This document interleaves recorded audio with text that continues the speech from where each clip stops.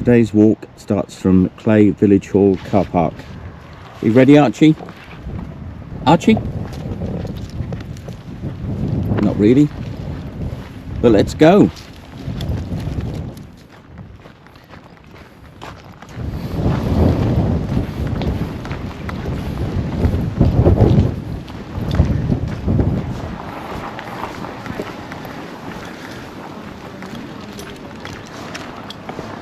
And on to the Fairstead. To the left we have Cley Hall, which is a rather nice building.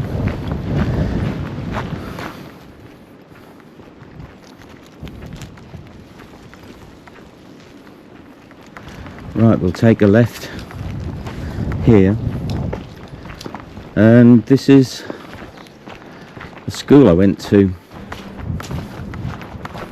There used to be an iron railing here. That building there with the blue door used to be the outside toilet, and that sort of sticky out was where Mrs. Toft, the headmistress, had her office. Mrs. Toft was a little bit of a fierce lady from what I can remember.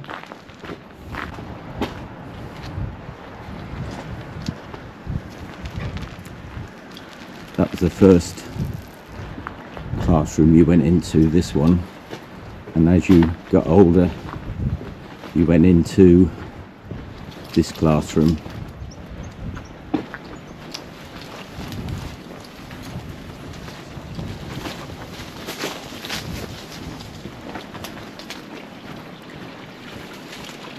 And this is where the climbing frame used to be. Now from the school, you used to be able to go straight through there and through the archway, a medieval archway. But now, God, they have changed it. Can you go through there?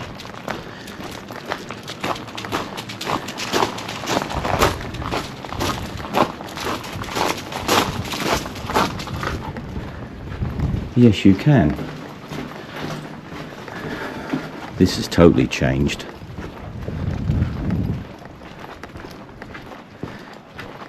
And I won't say that it's for the better either.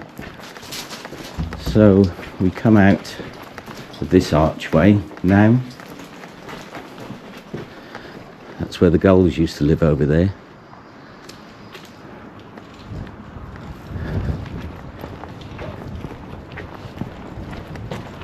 And that's the medieval archway that used to go through. It's totally changed.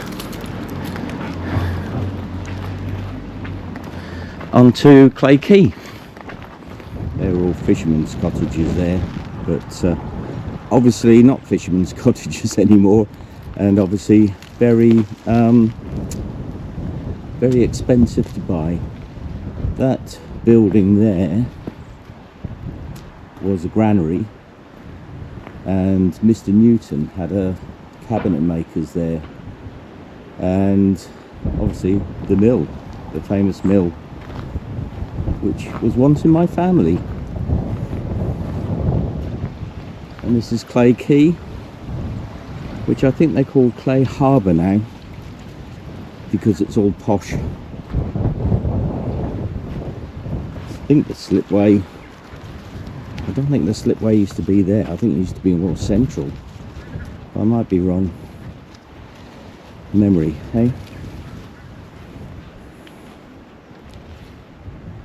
But yeah, the smell from that workshop was incredible. Very good they were as well. I think they used to make violins, I seem to remember. Violins hanging up. Maybe not. Right, let's get on with this journey in the past.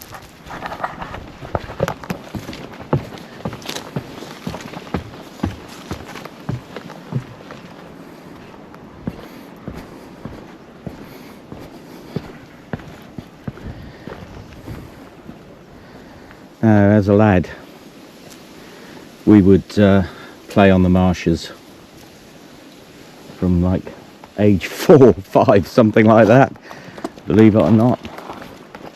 But now apparently, or at least this piece of the marsh, is private property. Probably always was.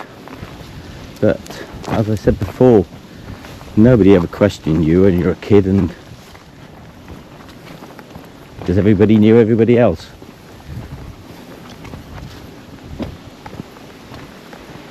I think the floods in 53 must have brought the whole village together, and everybody knew everybody else,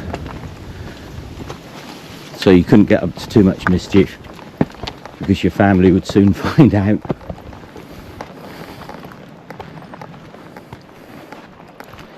Right, because we're in Norfolk, there are not too many hills, so if we did get a spell of snow, this hill, if you can call it such, was where we aimed for if we wanted to go sledging. There was none of that. This was a clear field, but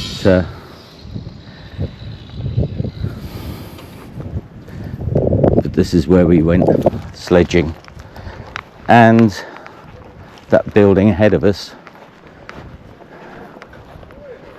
was Major Blunt's farm,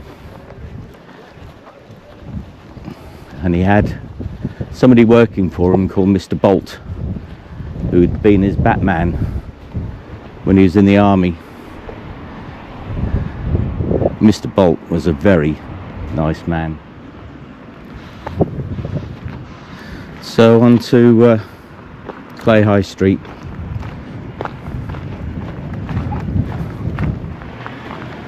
Up there used to be a barn, don't know if it's still there, and it had a trampoline in it. Mr. Major, should I say, Major Blunt would let the village kids go on the trampoline. It was mainly in there for his grandchildren when they were on holiday, but if they weren't about, they quite often used to let us go on the trampolines, which was fantastic.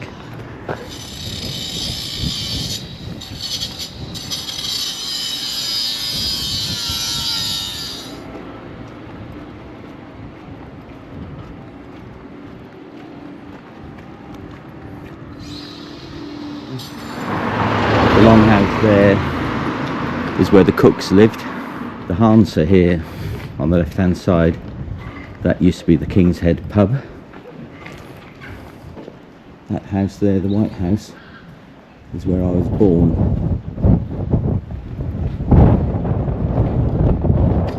And the little rock here used to sit on that when I was a little boy. There was an army camp nearby, and the army lorries used to go in. I used to love that.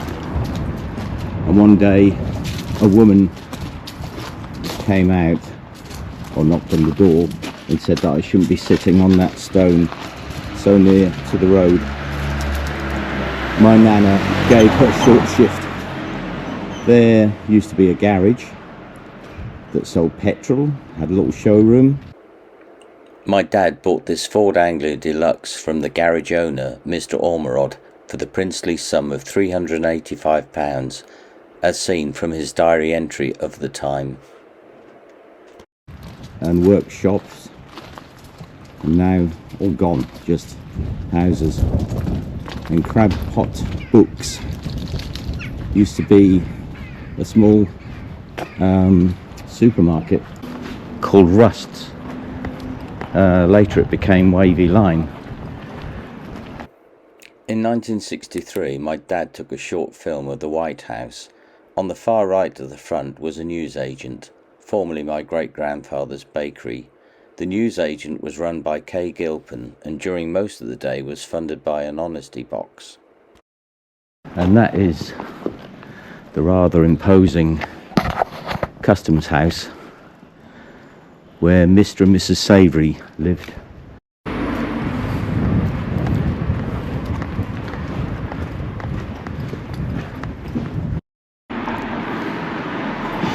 Good boy.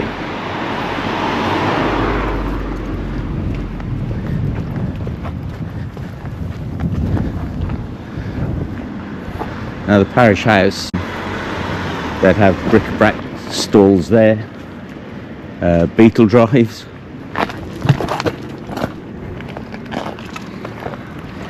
and here's the garden for the George Hotel, which is the first thing that has remained a constant. Everything else has changed.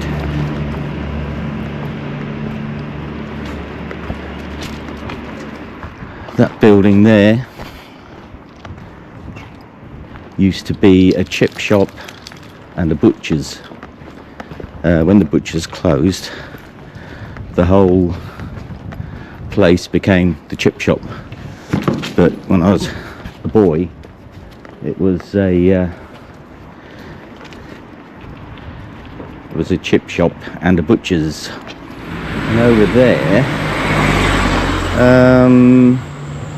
I'm not sure which one actually. There was a part-time Barclays Bank. Got a feeling it was that one on the left, but I'm not sure. Opposite that was the Fishmonger's Arms, but it was closed at the period I'm talking about, 63.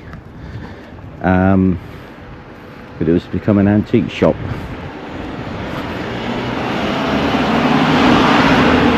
When the tailors came from Norwich, and for a few years it was a antique shop. Oh my god, there's actually a phone in the phone box. And this is the old town hall, which also had whisk drives and beetle drives and such a. And over there, that was a chapel, which I occasionally went to. This is the rocket house, because it used to house all the equipment for the breeches boy.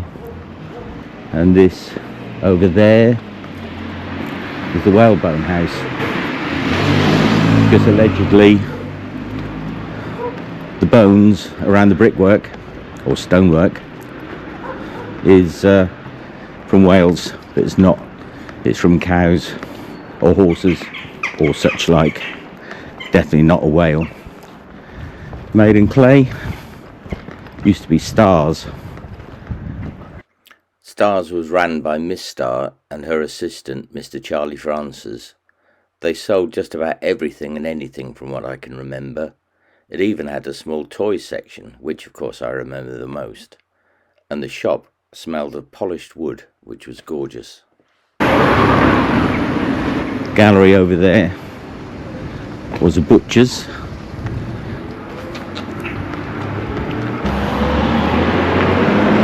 Picnic Fair over there was a forge, blacksmith's forge, but it was closed when I was a boy.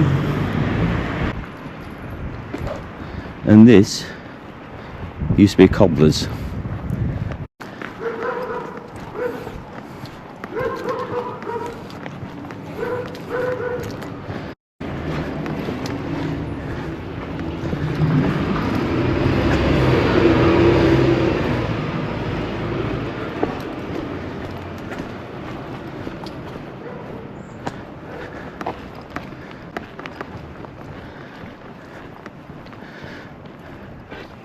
And across the way,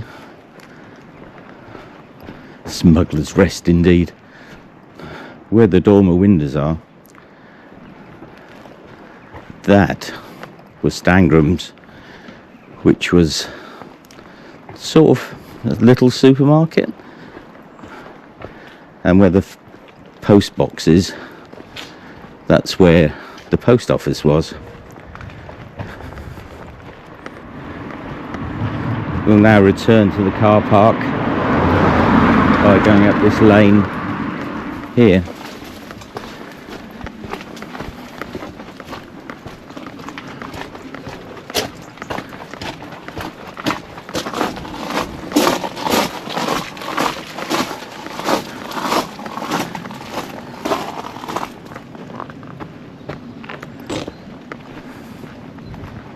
Welcome back to the village hall. Village hall was not here when I was a little boy. All of this was just playing field, and the local school used to do its sports on here.